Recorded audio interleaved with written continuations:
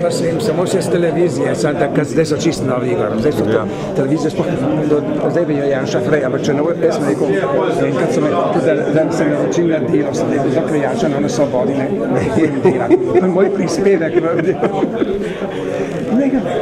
Sam televizijo moram pa vse naročila plačati tudi če. Ja, to pa res, to bi bilo treba tudi enkrat se loti tega.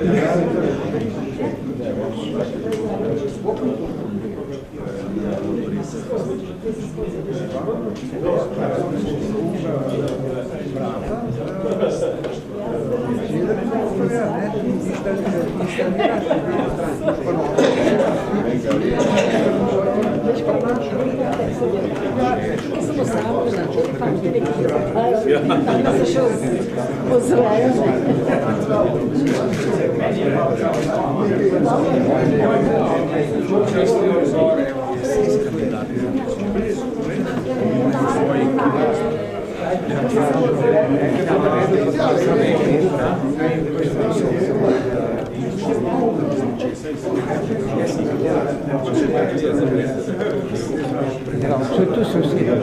Ah, tu me.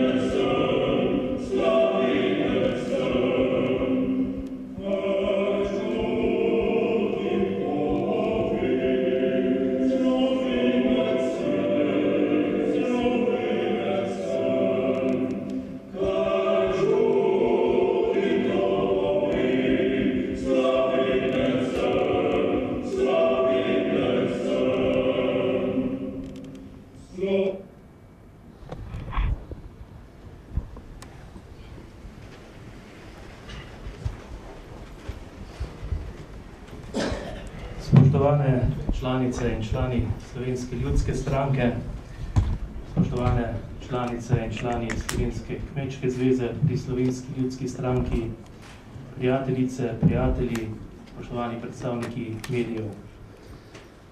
Danes obeležujemo jutrišnjo 27. obletnico ustanovitve Slovenske kmečke zveze in s tem tudi 27. obletnico ustanovitve sodobne Slovenske ljudske stranke. Na začetku bi rad čestital vsem članicam in članom SLS, pa tudi vsem tistim, ki ste leta 1988 bili del zgodovinskega trenutka, del ustanovitve prve povojne demokratične politične stranke na Slovenskem. Slovenska kmečka zveza je bila 12. maja 1988 ustanovljena nedaleč od tod, v Unionski dvorani, na pobudo zdaj že pokojnega vizionarja, borca za kmečke pravice in državnika profesor dr. Franca Zagožna, ki je spodbudil slovensko ljudstvo, da se je opogumilo, organiziralo in stopilo na pot samostojnosti. Že pred tem je na Slovenskem od leta 1882 delovala zgodovinska Slovenska ljudska stranka, ki je že takrat v ospredje svojega programa postavljala delavca in kmeta. Gre za idejo, ki jo na tak ali drugačen način v SLS udejanjamo že 123 let. Slovenska ljudska stranka je pustila velik pečat v slovenski zgodovini. Izhajamo iz kmetstva, zavzemamo se za kmete, pa tudi obrtnike in podjetnike, delavce in znanstvenike, mlade in starejše, zavzemamo se za slehernika. Smo glas ljudstva, glas zdrave kmečke pameti. Vedno smo tradicionalni, a smo tudi stranka širine duha. Svoje mesto pri nas so vedno našli izobraženci in Slovenska ljudska stranka je svoje mesto vedno našla ne le v ruralnih, ampak tudi v urbanih okoljih. Lani se je Slovenska ljudska stranka po skoraj 27 letih znašla v položaju, da prvič nima svojih predstavnikov Državnega zbora Republike Slovenije. Slovenija je že pred tem prišla v obdobje, ko ne najde enotnosti, niti svojega pravega glasu ljudi. Našo državo pestijo težave na mnogih področjih. Zato v Slovenski ljudski stranki menimo, da mora Slovenija narediti nekatere spremembe na bolje. Temelj in središče našega delovanja je človek. Smo stranka sredine in desne sredine. Smo stranka širine. Osnovne vrednote naše stranke so dostojanstvo človekovega življenja v vseh njegovih oblikah, svoboda in odgovornost, enakost in pravičnost, resnica, solidarnost in subsidiarnost. Zavzemamo se za uspešno Slovenijo in verjamemo, da ji na trdnih temeljih teh vrednot lahko pomagamo na njeni poti. Zavzemamo se za enakomeren razvoj slovenskega podeželja, za zdravo slovensko hrano in skrb za naše naravne vire. Zavzemamo se za uspešno slovensko gospodarstvo, izobraževanje, prilagojeno trgu dela in državo kot učinkovit in kakovosten servis za državljane. Zavzemamo se za dejanja družbene odgovornosti, ki bodo v državi pomagala omogočiti višjo kakovost življenja vsakega posameznika. Ta dejanja bodo v slovenski družbi državljankam in državljanom povrnila zaupanje v svojo državo. Družbena kriza v Republiki Sloveniji se začela z globalno gospodarsko krizo. V njej pa so se razkrile še druge anomalije, ki kažejo, da kriza ni samo gospodarska, temveč smo soočeni tudi s krizo človeških virov, in širšo družbeno sistemsko krizo. Zaradi kompleksnosti situacije v državi je potrebno v prvi fazi ukrepe za uspešnejšo Slovenijo omejiti na še pregledno in obvladljivo število, na tiste ukrepe, ki bodo najbolj izboljšali kakovost življenja državljanov. Ti morajo biti namenjeni odpravljanju najbolj očitnih anomalij v našem gospodarskem in drugih družbenih podsistemih. V Slovenski ljudski stranki dajemo absolutno prednost tistim ukrepom, ki bodo občutno izboljšali kakovost življenja vsakega posameznika. Postavili smo jih v 3 globalne točke. Kot prva točka za uspešno gospodarstvo, kjer dajemo poseben poudarek, se posveča podjetnikom, ki ustanavljajo nova podjetja ali vodijo že obstoječa, vključno s temi, ki so nasledili ali kupili zemljo. Dvig učinkovitosti gospodarstva, trajnostni razvoj, sprožnejšo zaposlitveno politiko, mogoč le z uravnoteženim interesom vseh deležnikov, odjemalcev, lastnikov, zaposlenih in družbe. Ključni ukrep, normalizacija lastniške strukture, poiskati družbeno odgovorne lastnike, ki bodo slovensko gospodarstvo uspešneje vodili. Podpiramo privatizacijo, primer Renault, vstop Revoz, seveda z jasno opredelitvijo o določenih strateških ciljih države. Izobraževanje prilagojeno potrebam trga dela. Sedanja nezaposlenost mladih je za Slovensko ljudsko stranko nesprejemljiva. Dobršen del generacij, ki končujejo šolanje, je nezaposljiv. In tukaj je seveda nujen osnovni ukrep uskladitev izobraževalnega sistema s sedanjimi in pričakovanimi prihodnjimi potrebami trga dela. In objektivnejše informiranje staršev in mladih o poklicih, ki zagotavljajo zaposlitev na eni strani, in o poklicih, kjer je zaposljivost majhna ali nična, ter za prilagoditev vpisa v vse stopnje izobraževalnega sistema pod potrebam trga dela in ponovno vpeljavo dualnega sistema izobraževanja, vključno z vajeništvom. Izobrazbena struktura mladih, ki bo prilagojena potrebam trga dela, bo pomembno prispevala konkurenčnosti in rasti slovenskega gospodarstva, ki bo ustvarjalo nova, kvalitetna delovna mesta ter jim tako omogočila dostojno življenje. V točko 3 smo zapisali, družbeni podsistemi morajo biti osredotočeni na potrebe državljana. Vsi vitalni družbeni podsistemi, slabo organizirani, vodeni in upravljeni ter zato predragi. Zato je treba zmanjšati razdrobljenost in nepovezanost državnih organov, zmanjšati število uradov in agencij v javnem sektorju in s tem seveda posledično narediti vitko državno upravo. Uporabiti enaka orodja za izboljšanje, kot jih uporablja razvita industrija že več desetletij in jih uporabljajo odlične organizacije javnega sektorja v Evropski uniji. Smo proti pavšalnemu zniževanju plač in odpuščanju, se to uničuje pripadnost zaposlenih. Celoten zdravstveni sistem je preveč razdrobljen in deluje primarno v interesu lokalnih interesnih skupin in ne pacientov. Jasno je potrebno definirati poslanstva posameznih institucij, pravica neposrednega in takojšnjega posredovanja države samo takrat, ko institucije ne izpolnjujejo zadanega poslanstva v primerjavi z sorodnimi institucijami učinkovitih držav. Takšna ureditev bo zagotovila profesionalno in kvalitetnejšo vodenje družbenih podsistemov. Slovenska ljudska stranka podaja strateški pomen kvalitetnega zdravstvenega varstva za sprejemljivo ceno in poštene pravne zaščite vseh bivajočih v Sloveniji.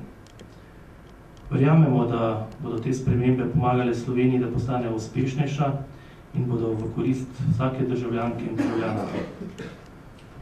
Dovolite, da vam še na koncu ponovno izrečem iskrene čestitke v našem skupnem rojstnem delu, da smo ponosni na svojo res dolgotrajno tradicijo, da smo zazrti predvsem v prihodnost, da stopimo na pot odprte desne sredine, s katero sem prepričan, da bomo ob kvalitetnih poudarkih sposobni nagovoriti najširši krog državljank in državljanov in bomo s tem seveda pomagali, da bomo živeli v lepem, primernem, uspešnem in za človeka dostojanstvenem okolju, ki mu rečemo država Republika Slovenija.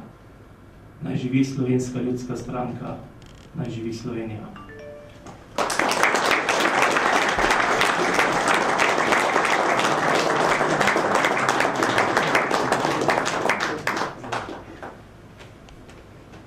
Lep pozdrav tudi v mojem imenu. Izkoristil bi priložnost kot novo izvoljeni predsednik, da prvo pozdravim vse ustanovne člane Slovenske kmečke zveze, vse člane Slovenske ljudske stranke, predsednika Kmetijsko-gozdarske zbornice, gospoda Cvetka Zupančiča, podpredsednika Zveze lastnikov gozdov, gospoda Janeza Bejo, strokovnega tajnika Sindikata kmetov Slovenije, gospoda Jerneja Redeka, predsednico Zveze kmetic Slovenije Ireno Ogled, predsednika Zadružne zveze Slovenije, gospoda Petra Vriska.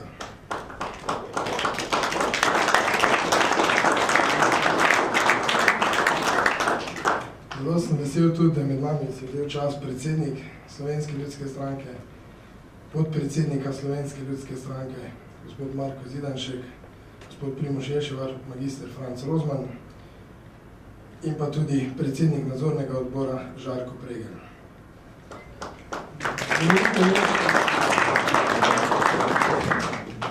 Dovolite mi in ponos mi je, da sem lahko del zgodbe, pomlajene zgodbe, če lahko se tako izrazim, ki ste jo vodili še v prejšnji državi.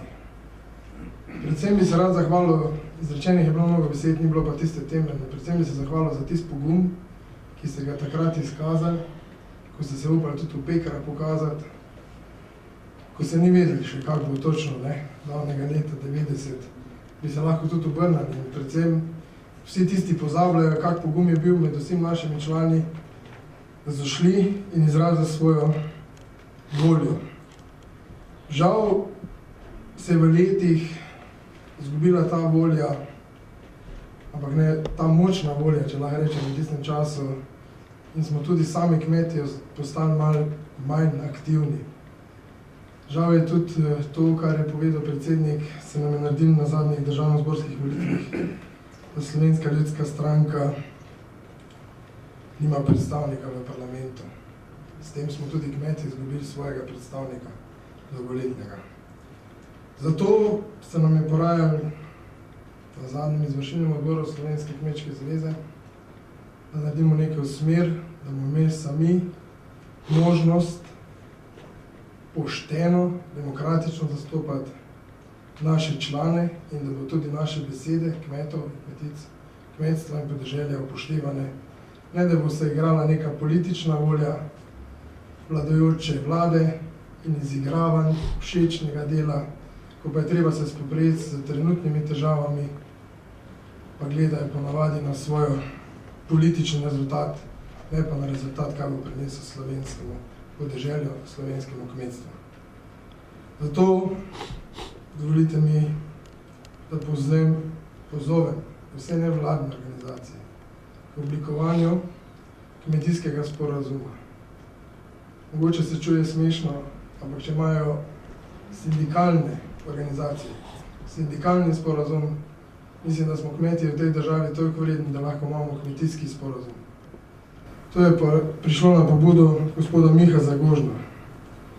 In smo skupaj zoblikovali in sem dal sam. Kmetijski sporazum bi dejansko zajemal vso aktualno, neaktualno, pomembno tematiko, ki se tiče kmetijstva. Zadali smo si pa način. Stanovska organizacija, ki zajema vso kmetijstvo v Sloveniji, je Kmetijsko-gozdarska zbornica. Pri oblikovanju kmetijskega sporazuma bi povabili vse stanovske in nevladne kmetijske organizacije, da ga zoblikujemo, na zastopnik bi bila pa Kmetijsko-gozdarska zbornica. V Kmetijsko-gozdarski zbornici smo vsi predstavniki kmetov in vsi lahko tudi preko zbornice izoblikujemo, kaj kmetstvo hoče. Gre se predvsem za to, po zadnjih izkušnjah, po zadnjih leto ali leto pa pol, imamo tako imenovani neformalni svet za kmetijstvo in podeželje pri ministru. Ogromno je bilo prizadevanj z vseh nevladnih organizacij dobronamernega, zelo malo je bilo pa upoštevanega. Žal ima ta svet samo organ posvetovalni, ni pa to organ odločanja. In želimo si, da bi s tem sporazumom pridobili to, da bo mogla Kmetijsko-gozdarska zbornica dati soglasje pri oblikovanju skupne kmetijske politike, davčne politike, pri spreminjanju zakona o kmetijstvu in gozdarstvu, gozdovih in vseh ključnih zadevah, ki so pomembne za slovensko kmetijstvo. Tukaj bi se izrazila prava, demokratična volja dialoga in pa usklajevanja med kmetom, ministrstvom in vlado Republike Slovenije. Ko bo prišlo do takega dobrega dialoga, da bo obe strani zadovoljne, potem pa lahko rečemo, da nismo uspešni ali pa ne delamo prav. Do takrat, ko pa se naši, predvsem volontersko, predstavniki trudijo, pa gre čez eno uho noter, čez drugo ven in pa še očitati ne moramo, da ne pravljajo svojega dela. Sam sem bil deležen predvsem pri mladih prevzemnikih. Ne bi danes bil kritičen pa izpostavljal težave, ker je bilo dostikrat omenjen tudi v medijah, ampak ni vse tako rožnato, ko se govori. Žal je pa res, da je včasih treba tudi kako nevšečno zadevo narediti za ostale člane in za ostale državljane Republike Slovenije. Zato še enkrat dovolite mi, do odločitve temeljnega tega pobude k oblikovanju in podpisu, kasneje podpisu kmetijskega sporazuma smo se tudi odločili zaradi tega, ker smo v zadnjih letih priče prodaje strateških predelovalnih industrij, ki se bo v letošnjem letu tudi pokazali, kaj bo to prineslo za slovensko kmetijstvo. Predvsem bi rad omenil prodaja ljubljanskih mlekarn, prodaja Mercatorja in pa zadnja tema prodaja žita. Bojim se, po pogovoru s hrvaškimi kolegi, da se lahko tudi naredi najbolj črni scenarij, da bomo slovensko pšenico težko prodali, še teže pa pekli kruh iz nje. Žalosti me, ko sem bral, da se je v državnem zboru so se vzeli 5 ur časa za predelavo konoplje, za konopljo, samo kak je uporabljati v kmetijstvo, ne polne pa sam, pa sem najmlajši član tu med vami, me lahko kdo starejši popravi, če smo si zdaj vzeli 5 ur časa, kako pšenico bomo predelovali in kako bomo predelovali, kaj si želimo v Sloveniji. Mislim, da je večjega pomena pšenica, ko pa konoplja v Sloveniji. Kot sem prej opozoril, ne more biti samo všečne stvari. Zato si želim po korakih. Ta prve bomo naredili ali ustvarili sporazum, podpisali, potem si pa želim, da bomo enkrat v zadnjih letih naredili eno drzno kmetijsko politiko, ki bo prinesla rezultat. Ne, da bomo tonili, ki bo nekaj vidnega, ki bo na področju mladih in pa na področju samooskrbe, ko se radi hvalimo, prinesla rezultate. Sam me skrbi, da se bo trend samooskrbe nadaljeval, da se bo trend prenosa kmetij iz starejše generacije na mlajšo ne spremenil. Vsi vemo, da so cilji Ministrstva za kmetijstvo dvignati samooskrbo, dvignati procent mladih prevzemnikov, ko pa pogledamo nove uredbe, ki so predorati, pa ne vidimo rezultatov. To si želim, še enkrat poudarjam in pozivam vse nevladne organizacije čim prejšnjemu podpisu in pa izgradnji sporazuma, ki bo prinesla, upam, da v prihodnosti tudi želene rezultate. Hvala vam Besedi bi dal pa danes povabljene goste, da tudi povejo njihovo mnenje, videnje v novem programskem obdobju.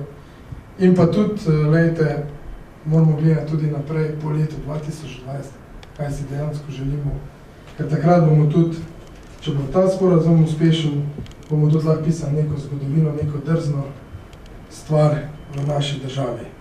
Zato bi prvega povabil k besedi gospoda Jerneja Redeka, strokovnega tajnika Sindikata kmetov Slovenije, pa tudi hkrati podpredsednika Kmečke zveze Slovenije.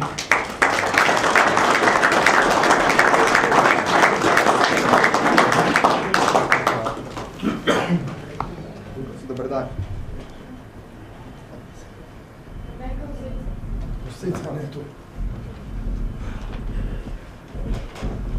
Hvala za besedo, spoštovani člani Slovenske kmečke zvezde, spoštovana predsednika, spoštovani visoki gostje in vsi ostali prisotni. Najprej vam prinašam pozdrave predsednika Antona Medveda, ki se je danes zaradi obveznosti na domači kmetiji mogel žal upravičiti, ker ima delo tako, da ne mora odložiti. Slovenska kmečka zveza je bila ustanovljena s strani kmetov z jasno vizijo, kaj želijo in kaj hočejo. Kmetje smo bili torej, oziroma ste bili takrat še nosilci družbeno-političnega dogajanja, ki je vodilo demokratizacijo Slovenije. Žal lahko ugotavljamo, da so v teh trenutkih to našo ljubo domovino Slovenijo nekatere strukture praktično ukradle in jo s svojimi izpeljenimi principi pripeljali do tega stanja, v katerem se nahajamo trenutno, če vzememo na generalu. Obletnica je vsekakor čas, da pogledamo prehodno pot in pa da si zadamo nove cilje oziroma da utrdimo pot pred sabo. Sindikat kmetov Slovenije si želi, da bi tudi v prihodnje bilo tako dobro sodelovanje tako z vsemi ostalimi stanovskimi organizacijami, kot tudi Slovensko kmečko zvezo. Želi si, da bi bila zakonodaja utrjena, stabilna in bi ta vodila v razvoj slovenskega podeželja in zagotavljala slovenskemu kmetu stabilno delovno okolje. Kajti le stabilno delovno okolje je pogoj za razvoj slovenskega kmetijstva, slovenskega podeželja in ker je kmetijstvo nosilec vsake družbe, je tudi pogoj za razvoj slovenske družbe. Za prihodnje si na Sindikatu kmetov Slovenije želimo predvsem eno zadevo in sicer, da se počasi pametno vrnemo nazaj na proizvodno vezana plačila, vkolikor bo se strani države še kaj poskrbljeno za proizvodno v Republiki Sloveniji in pa tudi v Evropi, kajti pomembno je, da se proizvaja, ne pa da se podpira nekaj, kar se ne proizvaja, zato da se vzdržuje. Se strani Sindikata kmetov Slovenije želimo Slovenski kmečki zvezi pri Slovenski ljudski stranki, da nadaljuje začrtano pot in ponovno veljavi vladavino zdrave kmetijske pameti v slovenski družbi.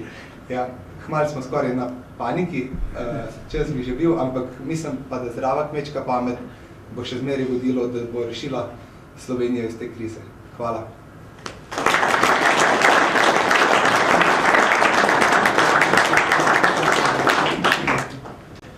Kot drugega govornika danes bi povabil podpredsednika Zveze lastnikov gozdov Janeza Beja, da tudi spregovori v imenu Zveze lastnikov gozdov.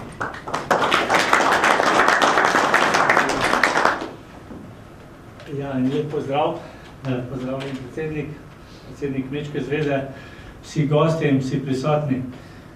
Najprej tudi jaz opravičujem predsednika Zveze lastnikov gozdov Slovenije, Rajka Štefaniča. Sicer on glih kmečko opravila ne more več opravljati, ker je poškodovan, je pa resnično tako zavzet predsednik Zveze lastnikov gozdov, da dejansko ima že kar urnik in dnevno, kje je in kje ni, zato pa smo podpredsedniki in seveda člani. Eden izmed članov upravnega odbora je seveda tudi predsednik Kmečke zveze Rok Sedminek. Lejte, ta sporazum, ki ga je predsednik Kmečke zveze omenil, mi smo že, jaz ga zelo podpiram in si ga želim, predvsem si pa želim, da bi ta sporazum veljal najprej med vsemi nami, še bolj pa, da bi ga upošteval minister in vlada. Ker, veste, tako kot je rekel predsednik Semlinek, ogromno enih ur porabimo nevladniki za razna pogajanja, za razne sestanke, srečanja, ne vem kaj vse, ampak iz tega so resnično drobtinice. Zakaj? Zaradi tega, ker sta že predsednika povedala, ker nimamo človeka ne v vladi, ne v parlamentu. Z nami, z kmeti delajo, kar hočejo. Hočejo pa v tej smeri, konec koncev, dolga leta se je govoril, vsaj po mestih, vse kmete ne rabimo, imamo vse v trgovini. In verjemte mi, veliko meščanov, pa mi oprostite, če ste med njimi, še vedno tako razmišljajo. Mediji pokažejo tiste velike traktorje, ne vem kaj še vse, in seveda, kmetje smo bogati. Ne pokažejo, jaz sem ne vem kolikrat že zahteval, da na teh kmetijski oddaji, ki je vsako nedeljo ob 12, da naj pokažejo še tiste kmetije, ki propadajo, ki živeti ne morejo, ki zapirajo, teh pa ne pokažejo. In če bi to realnost pokazali, verjemte mi, da bi tudi ostali drugače gledali na nas, na kmete. Zdaj pa, da se dotaknem za tisto, kar sem bil povabljen, v Zvezi lastnikov gozdov, bom rekel, smo 9. leto, 10. leto teče, ker smo organizirani v zvezo. Ja, res je, vsi, več ali manj skoraj vsi smo, ali pa veliko nas je v članov zbornice, ampak res pa tudi je, da je veliko, kar 460 000 lastnikov gozdov in večina od teh ni vključenih v zbornično urad. Največji problem pa je lastnina. Lejte, 20 let in še nekaj zraven se še vedno pogovarjamo o lastnini, o divjadi. Lejte, konkretno lahko povem, ko smo bili pri poslancu Matjažu Hanu in smo izpostavili divjad, pa je rekel, fantje, ne se zabavati, o tem se pa ne bomo pogovarjali. To je pa ideološko problem. Tukaj smo. In daleč je še demokracija. Zdaj, ko sem se pelil, sem poslušal radio.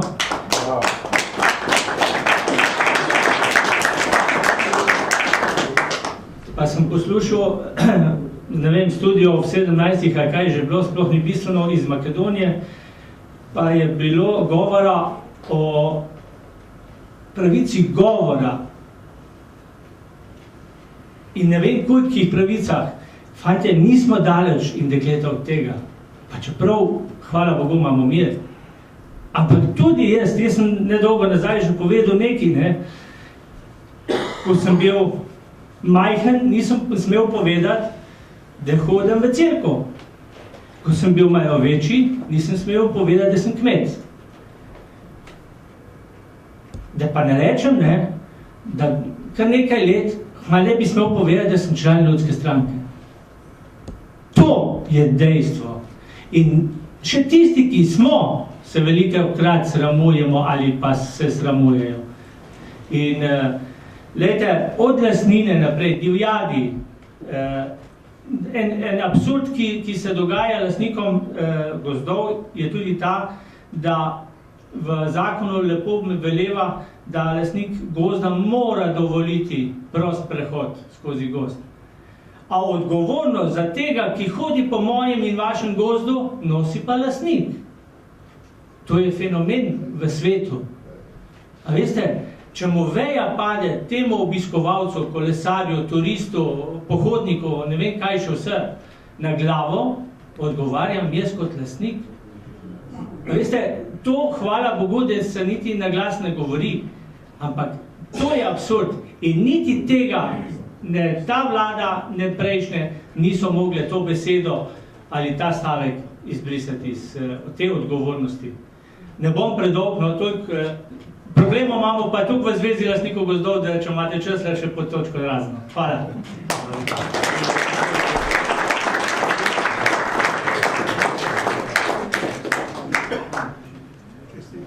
Res je, problemov je veliko, pa bodimo pozitivni, le obletnice, ne smemo vse negativno danes gledati. Kot naslednjo govornico bi povabil temelj družine, pa družinska kmetija, se tudi radi hvalijo, predsednico Zveze kmetic Slovenije, gospod Ireno Ule.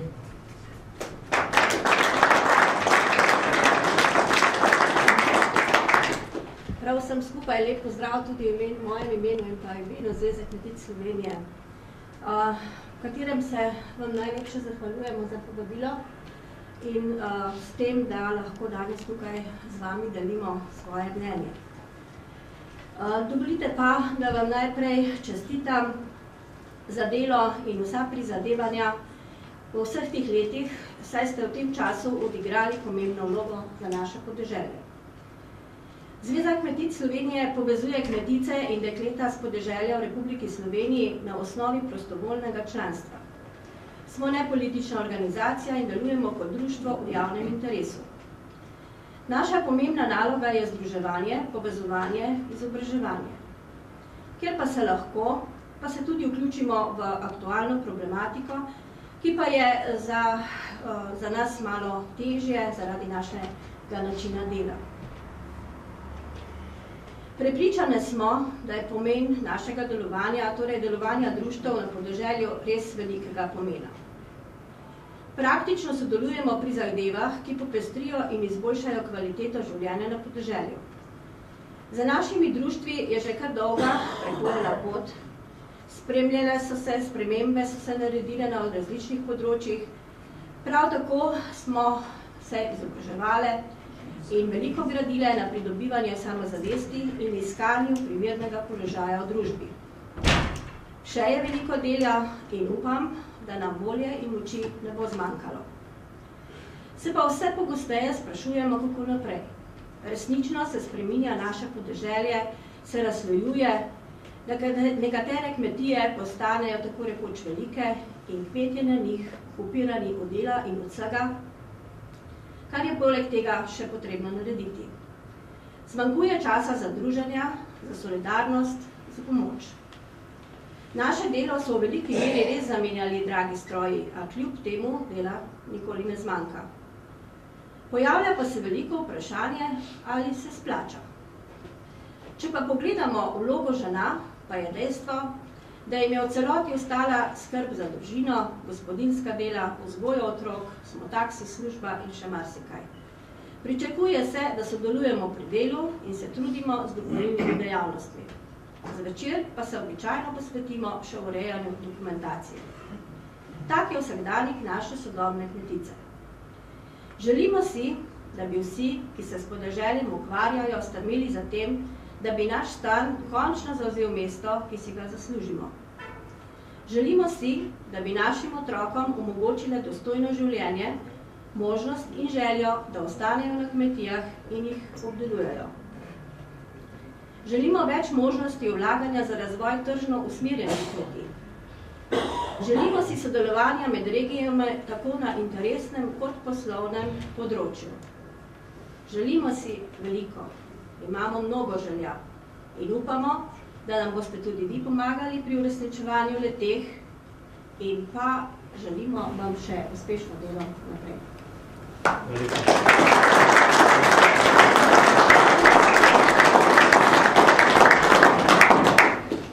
Kot naslednjega govornika bi povabil gospoda Petra Bliska, predsednika Zadružne zveze Slovenije.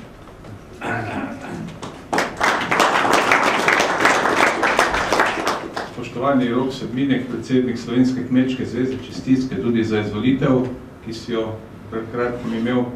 Spoštovani magister Marko Zidašek, predsednik Slovenske ljudske stranke, prav lep pozdrav pa vsem gostom, tukaj pa spoštovani članice in člani Slovenske kmečke zveze. Jaz bi pa mogoče malce nazaj oziroma leta 86 pač vsi, ki smo zrasli na kmetijah, smo od malega mogli veliko delati po svojih zmožnostih, koliko smo lahko. Dobili smo bolj malo, tako je pač bilo življenje na kmetiji.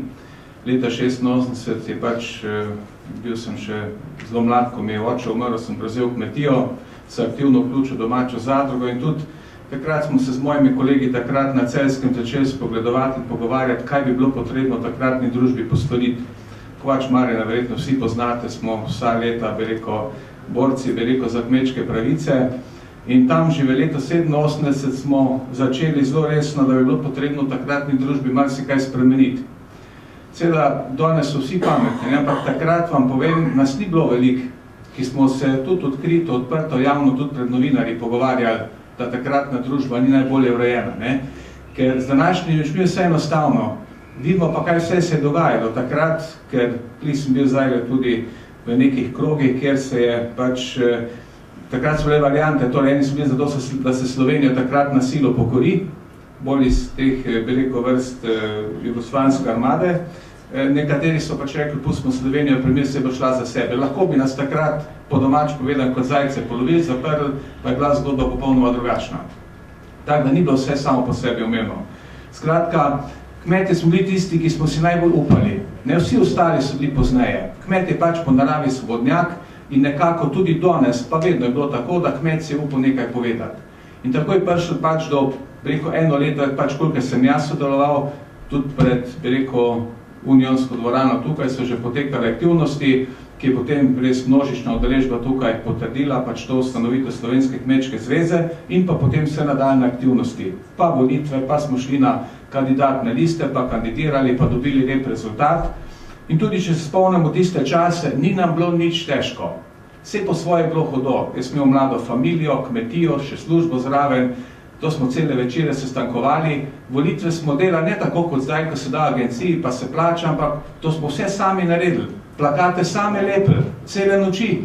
Ko so ti drugi dol trgali, pa si šel, to ni bilo denarja. Danes, da bi nekomu rekel, pej ti sam plakate lepili, bi rekel, čuj, kje pa si.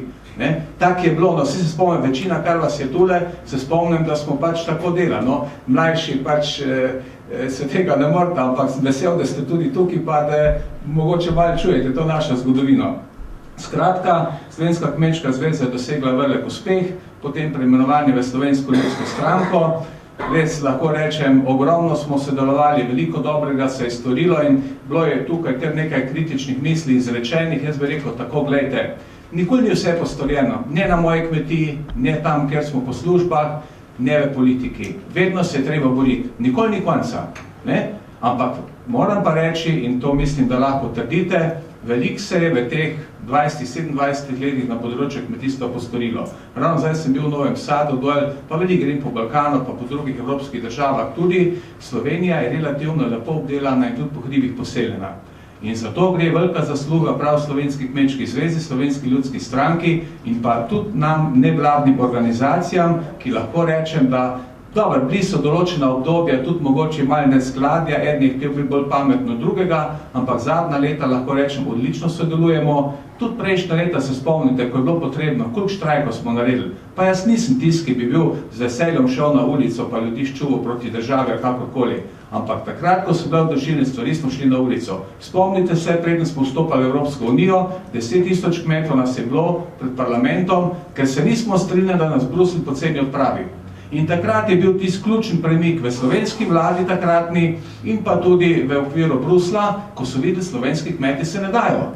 In dejstvo je bilo, da smo mi šli v Evropsko unijo z 2-krat večjimi subvencijami kot ostale nove članice Evropske unije. To je dejstvo, to so številke. In tako zdaj to drugo finančno obdobje, ampak kot pravim, boj se nikoli ne konča.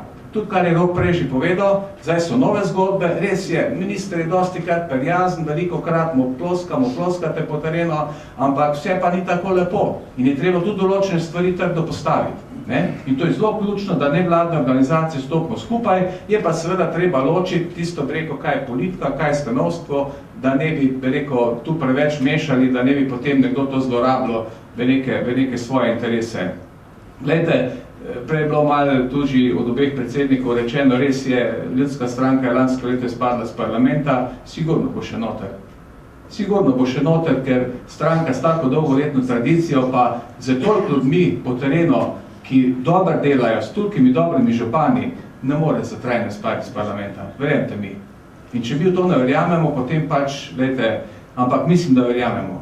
In to mora biti. In tudi slovensko podeželje, eno stranko, kot je Slovenska ljudska stranka, kot bi rekel, tisto, ki nadaljuje tradicijo, tisto, kar je Slovenska kmečka zveza začela, jo rabi ta prostor. Posod po Evropi so ljudske stranke, se pravičujem, med najpomembnejšimi strankami. Kamorkoli gremo in to vidimo. Ne? Res pa je tudi, ko, ne vem, vsako leto sem običajno na otvoritvi sejma Grine Woche v Berlino, rekel, pomen kmečke zveze, recimo v Nemčiji, na kompletno dogajanje tam. Predsednik Slovenske kmečke zveze vsako leto med slavnostnimi govorniki otvoritve enega največjih sejmov, to je Grine Woche v Berlinu. Ne? Tako, ko se pogovarjamo, zdaj tu pri nas Rok, tak, da si zelo pomemben, mislim, to moč veš. Ja. Peter, Nemške kmečke zveze. Ja, še vse ti veš. Rok ve, ker je tudi veliko sodelovala tudi v Bruslu, jaz sem bil podpredsednik Ope Kočeke, Rok mladih kmetov v Bruslu in veva, kako to v Evropi poteka. Tako da, jaz sem vesel, ko vidim v kmečki zvezi v ljudski stranki neko mlado, novo energijo in pač kar bom lahko tudi v prihodnosti pomagal, da to zgodbo peljemo naprej tako, kot treba. In sem pa optimist. In moram biti optimisti. Hvala.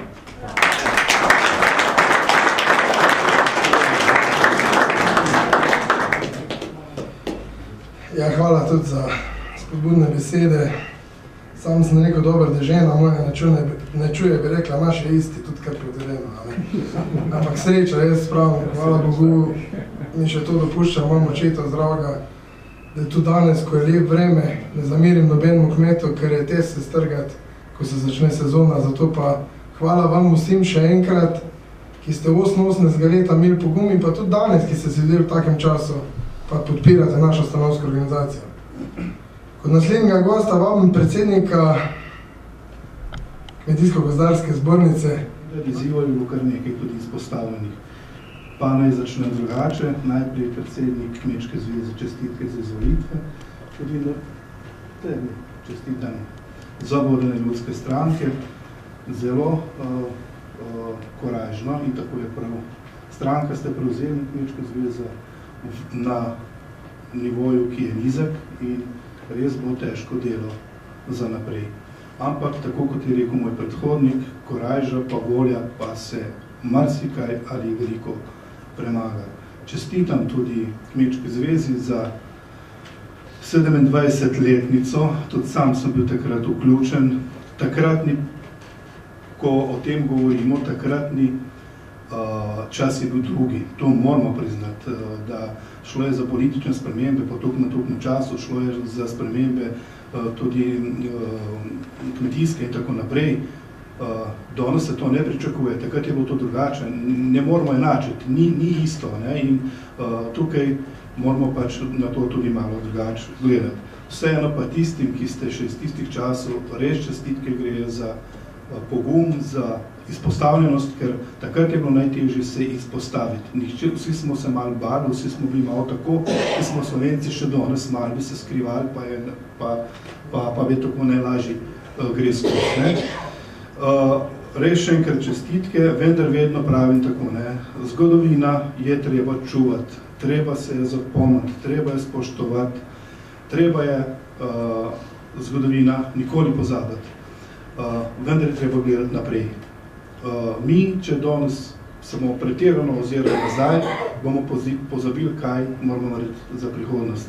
In zaradi tega je to tako pomembno, da tudi ko je predsednik stranke govoril za naprej, se pravi program in pa tista vizija, ki nas mora peljati, ki je moramo imeti, vedno moramo imeti cilj naprej, da ga nekako sledimo in prilagajamo vse ostalo k tistemu cilju in je lažje potem tudi izposlovati. Jaz se bom samo za trenutek vrnil nazaj v tisto obdobje, ko smo rekli, glejte, mene je kar malo motilo od začetka, ko smo se pogovarjali, ko je bilo tukaj govora. Jaz sem od 93. leta ali predsednik občinskega odbora ljudske stranke ali pa tajnik. In vse skozi na vseh sestankih, ne bo to glavnega odbora, ne bo kjerkoli, smo jamrali. Jamrali pa stokali, kako nam kmetom težko gre, slabo gre, kar je sicer res. Ampak vedno ne smeš povedati, da ti slabo gre. Včasih se moraš tudi pohvaliti po mizoldar, ne po domače povedati.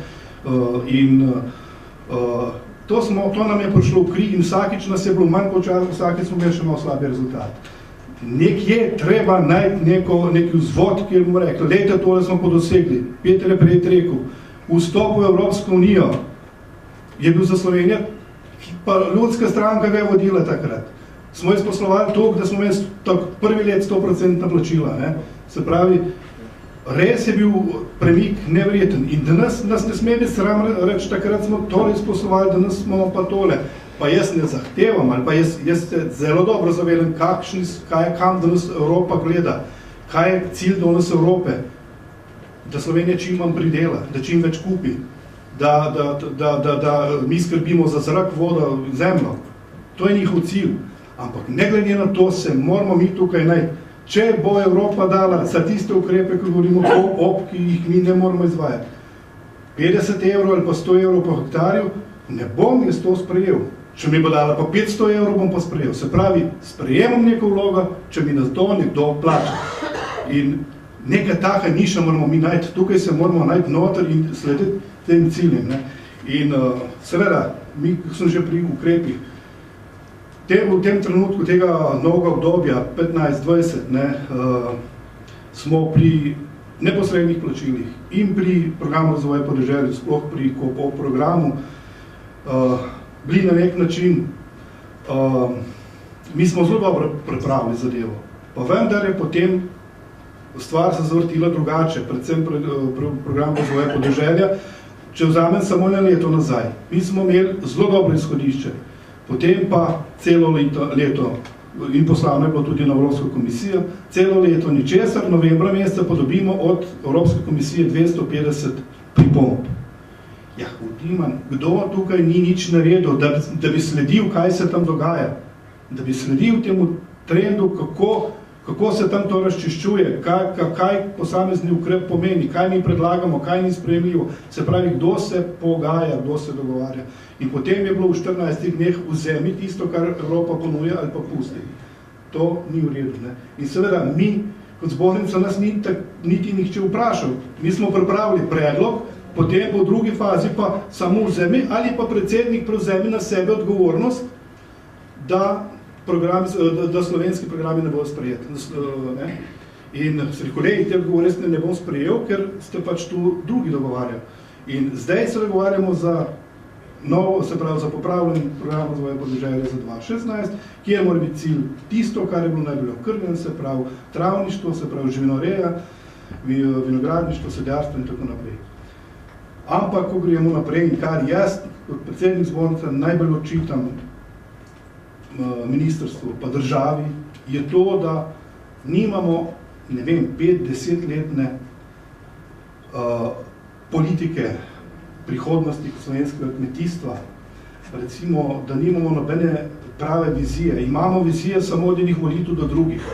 Nimamo pa vizije, kaj bo ta kmetijstvo počelo čez 10 let in kaj nam je cilj. Če nam je čez 10 let še vedno cilj samo skrba, pohranjanje podeželja, obdelanost in tako naprej, potem moramo iti v tej smeri in to mora postati nacionalni program dobesedno, kjer bomo naši kmetijski svetovalci točno vedeli, katere naloge morajo delati za drugo leto, za naslednje leto, čez 5 let in kakšne cilje mora čez 10 let nastati. In kmet, tudi tukaj pa mi kot kmetijska zbornica, moramo točno po tem kmetu tudi usmeriti, kam, kako in na kakšen način. Največja težava, mimo tega pa ne morem, na zbornici je pa to, ki je bilo prej že govora, ko je govora o sporazumu med nevladnimi in tako naprej. Veste, to za mene to ni nobena problema. To, kar se sporazuma tiče, sem da govorimo tekst in tako naprej, nekaj od tega, kar je gospod Olisk rekel, se pravi, kaj je politika, kaj je nevladna organizacija, da to se tudi da vse dogovoriti. Ampak največji problem je v Sloveniji ratlo tole. Ravninski kmet, hribovski kmet, velik kmet, majhen kmet, katera panoga, naprej vzeti, katera ne, ker nimamo prave vizije. Ja, vse, ampak ukrepi za vse biti ne morejo. Kaj ne? No, potem, če so pa lahko, pa ne bojo. Jaz tukaj nimam nobenih težav s tem.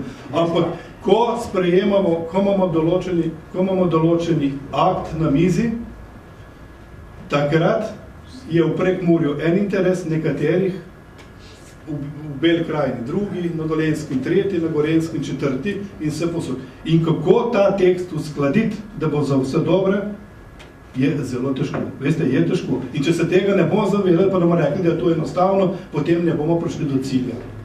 Glejte, druga stvar, ko je. Zdaj na Kmetijsko-gozdarski zbornici se pravi, smo dali ven akcijo za zbiranje podpisov.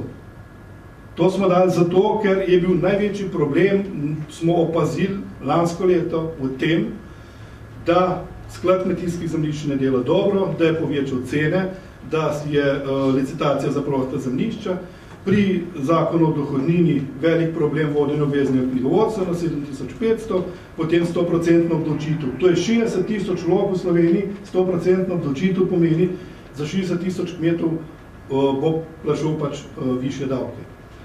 In kakšen je odziv, kakšna medlost, mi bomo nabrali te podpise, ampak tukaj je tisto, kjer vedno govorimo o kakšni problemi so, ko pa ti problem želiš rešiti, pa ni tiste volje, ni pripravljenosti, da bi nekdo šel iz sedeža kmetijske svetovalne službe na upravna enota, pritisnil žig, pa ti v to nazaj dal. Glejte, in o tem govorim, da vsak bo mogel nekaj, bomo mogli vsi skupaj nekaj več od sebe.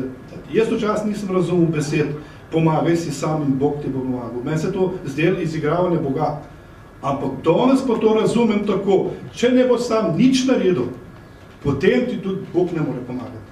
In prvi korak moramo vedno v takem primeru. Mi moramo pa kmete spodbuditi pa k temu prvemu koraku.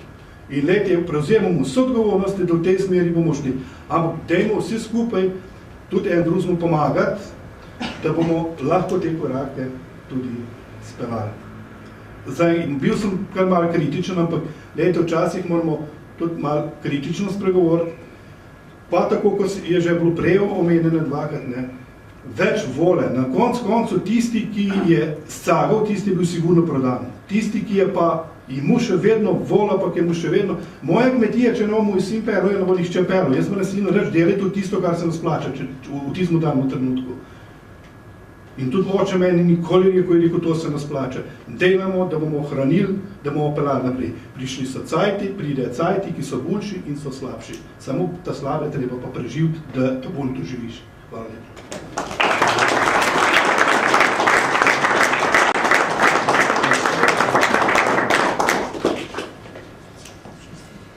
Predsednik, mogoče sem bil malo narobe razumljen. Mi bomo skupaj izoblikovali. Moja želja Slovenske kmečke zveze je povezovati. Vsi moramo biti pošteni v preteklosti, smo se delili na razne tabore. Dejstvo je pa, da je direktorjev firme in najlepško sodelavci med seboj skregani. Dokaj bomo pa mi sodelovali, to tudi nas je veliko odvisno. Ogromno kompromisov pričakujem, ogromno popuščanj in pa ogromno soglasij. Verjamem, da so razlike, vse smo v demokraciji, vse nismo sam enopartijski sistem. Verjamem, ampak moramo najti pa najboljše rešitve za nas. In prva izmed teh rešitev je, da skupaj pripravimo sporazum, potem pa pričakujemo od vlade in pa ministrstva, da ga podpišeta, da pristaneta, nič drugega na to, da bojo našo besedo upoštevali. Ne pa tako se nam je v preteklosti dogajalo, da jo niso. Vsi vemo, da smo bili akteri deležni marskatere kritike. En najbolj znan stavek mi je ta, kaj boste vi, ko hodite stolček v Ljubljano gret. Zelo sem bil žalosten, ker zelo veliko svojega časa zapravim, še bolj me je pa prizadelo v tistem trenutku to, pri 4 majhnih otrokih bi mogoče včasih bilo boljše, da bi se posvetil otrokom, ker čas hiter beži, pa zelo hiter jih pozabiš pol. Dejstvo je, in se strinjam z vami, vsemi govorniki, na nas je ali bomo aktivni, ali pa bomo pasivni. Če bomo aktivni, bomo dosegali in uresničevali naše cilje. V nasprotnem primeru bo mogel pa nekdo drug. In jaz si želim, da v prihodnosti naredimo aktivno vlogo, da pripeljemo enkrat slovensko kmetijstvo na nivo, da bomo spoštovani. Dajte, se ne smemo biti vse negativno. Jaz sem bil zelo vesel, ko sem bral zaupanje vredno. Pa vidiš, prvi so gasilci, druge so medicinske sestre, tretji smo pa fenomen Slovenci kmetje, pred zdravniki. Se pravi, da neki nas cenijo ljudje. Je pa res, da se pa zgublja tisti nacionalni interes. Med drugim je tisto, kar sem upozoril. Prodajamo tisto, kar je za nas pomembno. Danes, vsi vemo na kmetiji, ni problem pridelati. Problem je pa fair prodati ali pošteno prodati. In to si moramo zboriti. Verjamem, da še v prihodnosti mogoče potreben marsikakšen sporazum, ampak ta je pa temelj za začetek. Ne pravim, da je bilo vse narobe, smo prišli tako daleč, da nas nekdo izigrava in moramo narediti nekaj, da bomo trdni zagovorniki napram vladi. Ne, da nam bo ministrstvo in pa vsaka nova, kot ste rekli, gospod Zupančič, vsaka vlada dela nekaj novega. Toplo vodo odkriva po domače. Ko bomo pa mi napisali, prej sem pozabil omeniti, naslednja stvar, takoj za sporazumu, je pa po mojem mnenju strategija. Strategija je pa ta, ki bo prenesla glede na naravne danosti, kaj mi imamo. Ne smemo se bati, da bi živinoreja prevladovala na tem področju, prek Murjo pa prašičereja in pa žitnica. Naravne danosti so take, da si lahko gremo živinorejo, govedorejo. Glejte, jaz mislim, da imamo poštene argumente.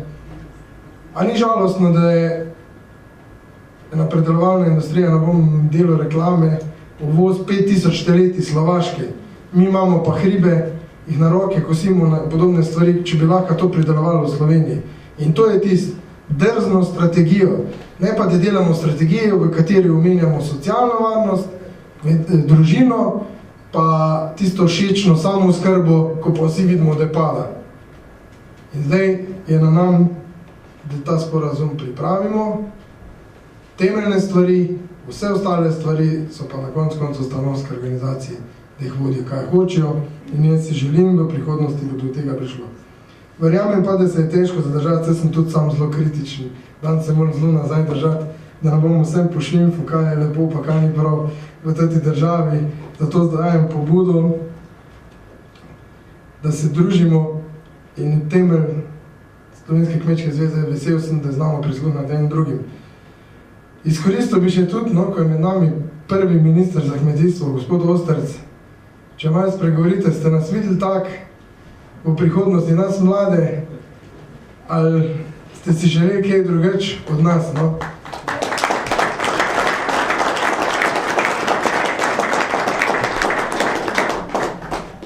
Ja, lep pozdrav gospoda predsednika in lep pozdrav vsem prisotnim. Jaz sem zdaj že v tistih letih, ko pravzaprav lahko zgodovino pripovedujem.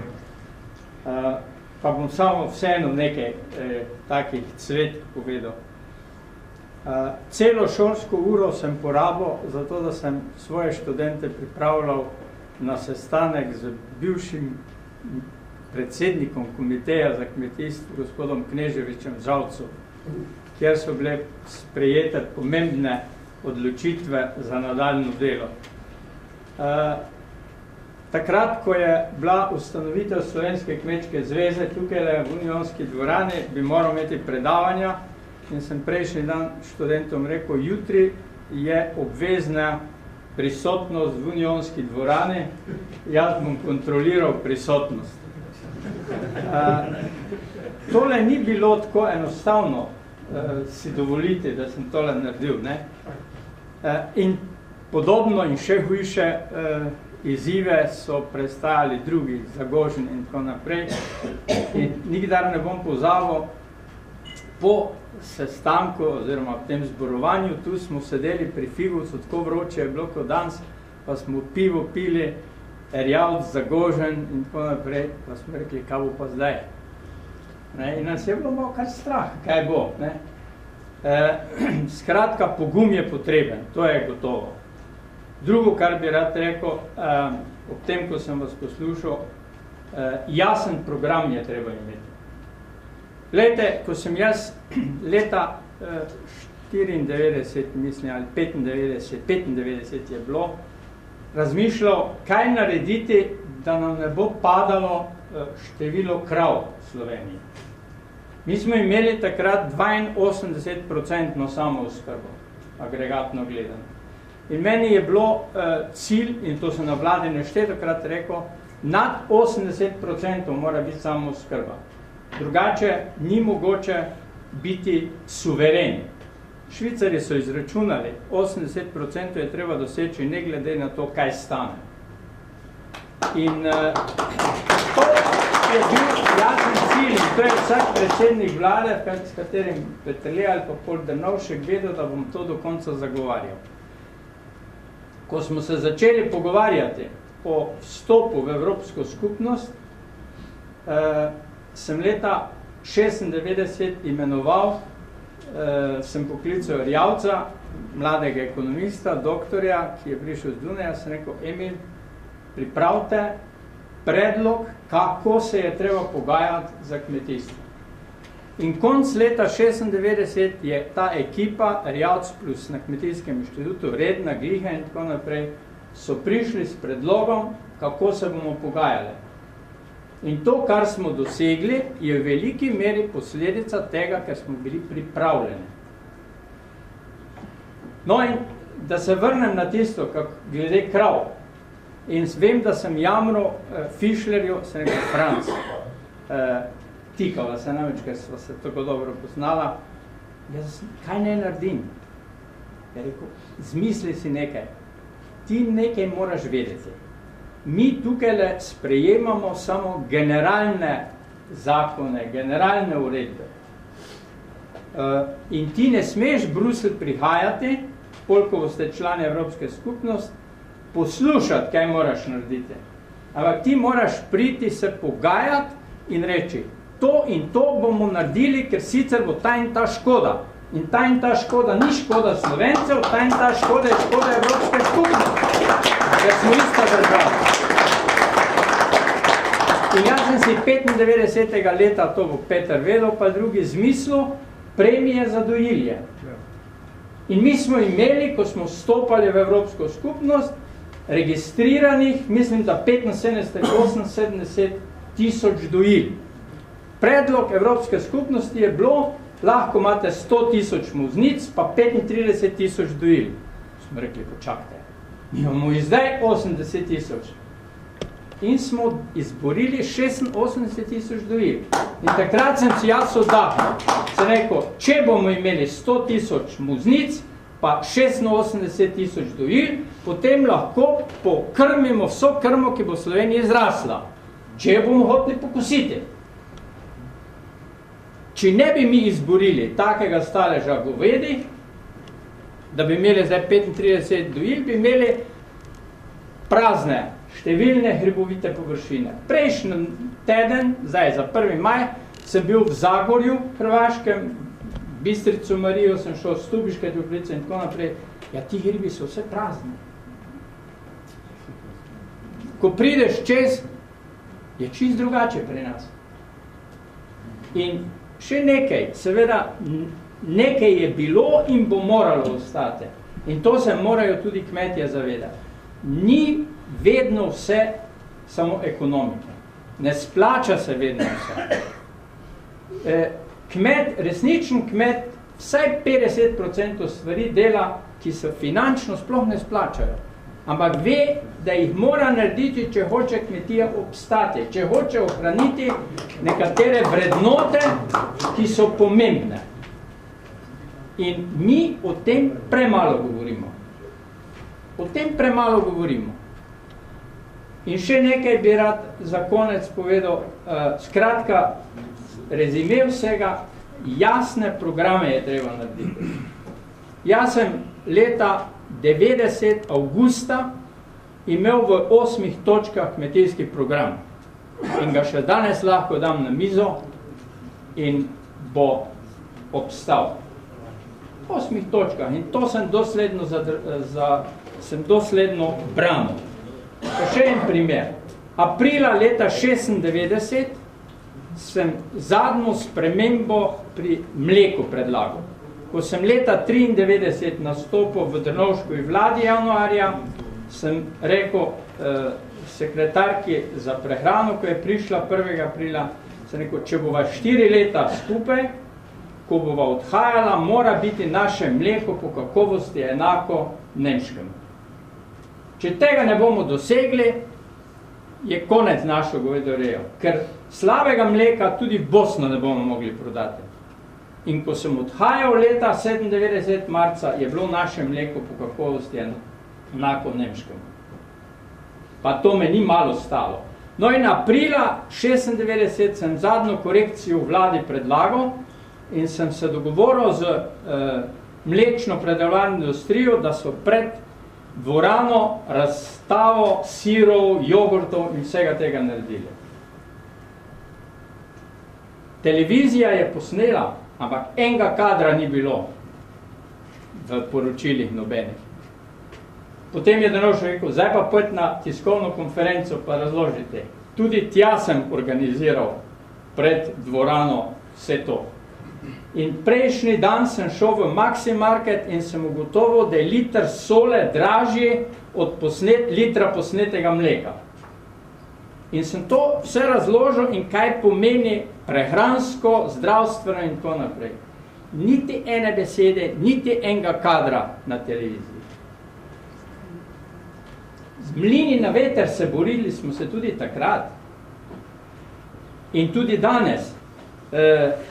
Jasno, ta sporazum Amerika-Evropa, vse, to ni vprašanje držav, to je vprašanje multinacionalk, ki države vodijo. Predsedniki držav so ljudke, multinacionalke so tiste. In tukaj mora vsaka država tudi zelo ostro se postaviti. In brez carinske barijere lahko bistveno več naredijo kot vse prizadevanja za ne vem kake prelevmane in ne vem kaj vse.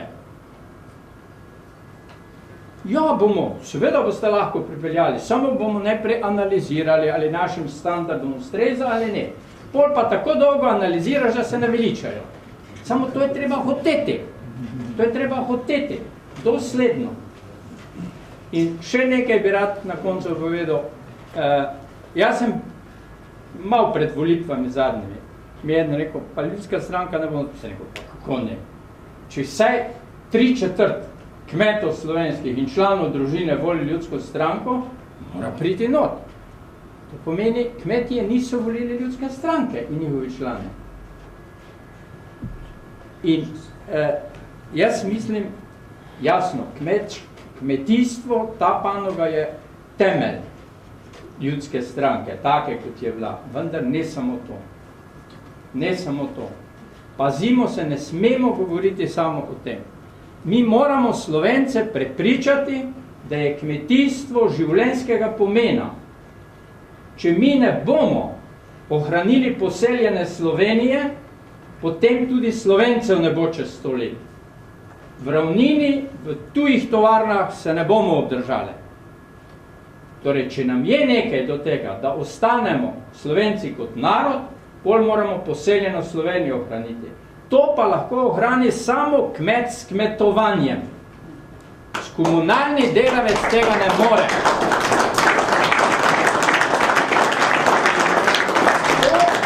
To je treba prepričati čim več nekmetov. In to so tisti volilci. Samo to je treba jasno povedati. Ne bo. Jaz ne bom nikdar pozabil, mislim, da je bilo leta 85-86 sem bil na enem obisku na Švabskem. In so nas peljali gor nekam hribe na eno kmetijo, pa mi razlagajo, ja, veš, temu kmetu damo toliko in toliko premij, da tukaj le živi, pa da popravlja to cesto, kadar po neurju, pa tako naprej, pa še vse, kar pridela, proda. Sem rekel, ja, pa se vam to splača. Prav mi smo izračunali. Če hočemo imeti možnost, da se lahko mestni ljudje umaknejo preko vikenda v naravo, potem moramo vzdrževati to pokrajino hribovito. Ampak, če jo zdržujemo s komunalci iz doline, nas bo to stalo 10-krat več, kot če temu kmetu damo, da to zdržuje mimo grede v svojem kmetovanju. In teh takih oblik prepričevanja in nastopanja jaz pogrešam v zadnjem času. Mi ne smemo se samo na kmete zanesti. Ne smemo. Moramo tudi tiste, ki razumejo pomen kmetijstva za preživetje tega naroda. Vsej 90. leta vsega tega nismo počeli zato, da bomo čez 100 let tukaj nemško govorili ali kaj drugo. In potem moramo dati kmetijstvu vlogo, ki mu gre. Hvala.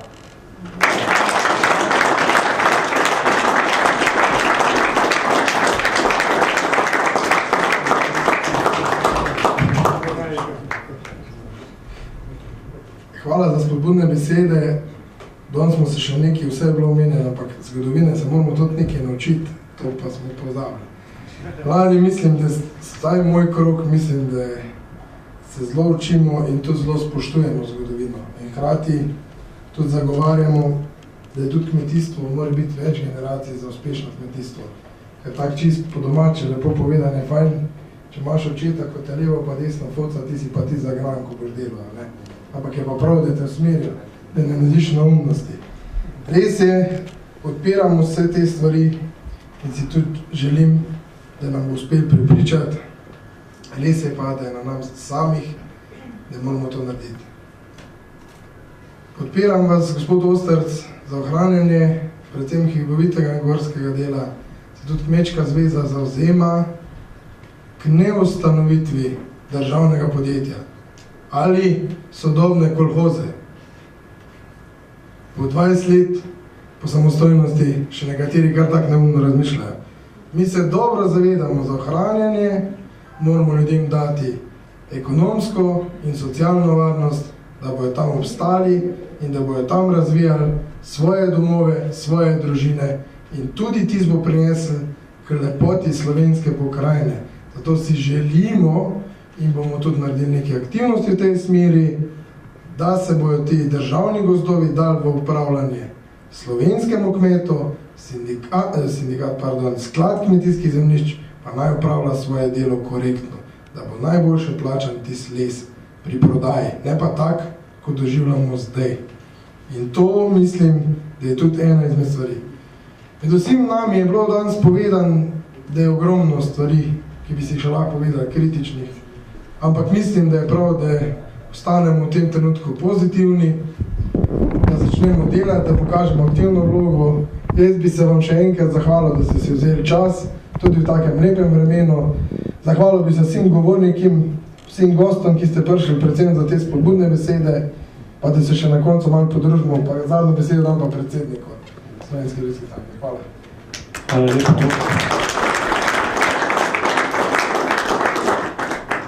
Res iskrena hvala, tako kot je Želok rekel vsem, ki ste dali svoj prispevek današnjemu aktivnemu prazovanju Slovenske ljudske stranke oziroma našega rojstnega dneva. Hvala še enkrat, hvala za vse, kar ste v preteklosti dobrega storili, ne samo za Slovensko ljudsko stranko, ampak za to državo, v kateri živimo, željo, da to delo kvalitetno skupaj nadaljujemo. Predvsem pa si želim, da zdaj na koncu se znamo, kot se v Slovenski ljudski stranki znamo, malce podružimo, spijemo kozarček vina, malce nazdravimo, kakšno dobro skupaj rečemo, predvsem pa, da nas navdaja tiste pravi optimizem s to normalno, zdravo kmečko pametjo, ker vemo, da je Slovenski ljudski stranki podstat podeželje, vsekakor pa nagovarjamo tudi urbane sredine. Čestitke še enkrat in prijetno druženje še naprej.